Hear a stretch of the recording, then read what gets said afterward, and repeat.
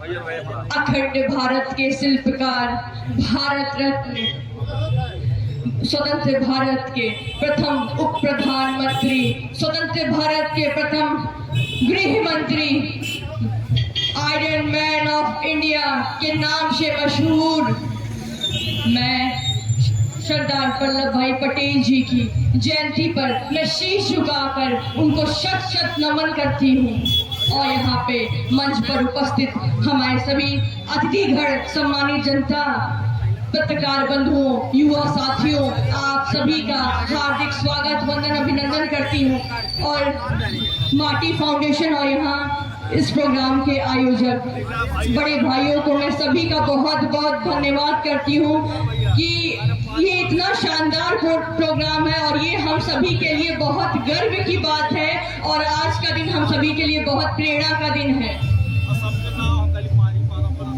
आज सरदार वल्लभ भाई पटेल जी ने महात्मा गांधी जी से प्रेरित होकर, प्रभावित होकर वे स्वतंत्रता आंदोलन में भाग लिए और उन्होंने 1928 में बारदोरी सत्याग्रह में किसान आंदोलन का सफल नेतृत्व किया था। वहाँ की ब्रिटिश सरकार से लड़कर वहाँ की किसान भाइयों का कर माफ कराया था वहाँ की जनता ने, और महात्मा गांधी जी ने, वहाँ की जनता ने उन्हें सरदार जी की उपाधि दी गई थी।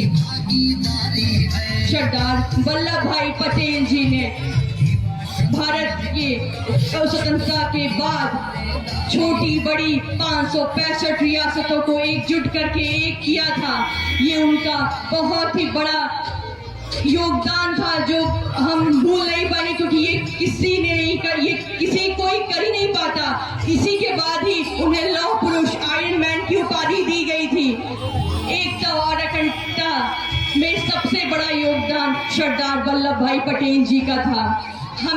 हम सभी को उनसे प्रेरणा लेनी चाहिए, उनके विचारों पे चलना चाहिए, क्योंकि हम अपने महापुरुषों को, उनके संघर्षों को याद करेंगे, उससे प्रेरणा लेंगे, तभी हम कुछ बदलाव कर पाएंगे। क्योंकि इस समय विचारधारा की लड़ाई है, हमें विचारधारा से ही लड़ना चाहिए। और सरदार वल्लभ भाई पटेल जी ने आरएसएस को बैन किया था। सोचिए, उन्होंने आरएसएस को बैन किया था और इस समय आपको पता होगी देश की हालत क्या है। उन्होंने आरएसएस को बैन किया था। वो अगर उनकी सोच, वो आरएसएस बैन रहता तो हमारे देश की हालत कुछ और ही रहती। आप सभी को पता है इस समय वर्तमान में हमारे देश की हालत कैसी है। वो अगर उनके किया हो अनुसार हुआ होता तो आज हमारे देश की रौनक कुछ और रहते। हमारे देश में अपने आपस में भाई भाई को लड़ाया नहीं जाता, धर्म पे लड़ाया नहीं जाता, यहाँ पे एकता की बात होती, अखंडता की बात होती, लेकिन हम लोग का कुछ और है। लेकिन सरदार वल्लभ भाई पटेल जी के विचारों को, उनकी नीतियों को हम सभी को प्रेरणा लेनी चाहिए, उनके विचारों पे चलना चाहिए। अभी भी बदलाव हो सकता है। आप सभी से विनती निवेदन है कि युवा साथी उनके विचारों को, उनके बारे में पढ़े, अपने महापुरुषों के बारे में पढ़े, उनके संघर्षों के बारे में पढ़े, बदलाव निश्चित होगा। आप सभी को मेरा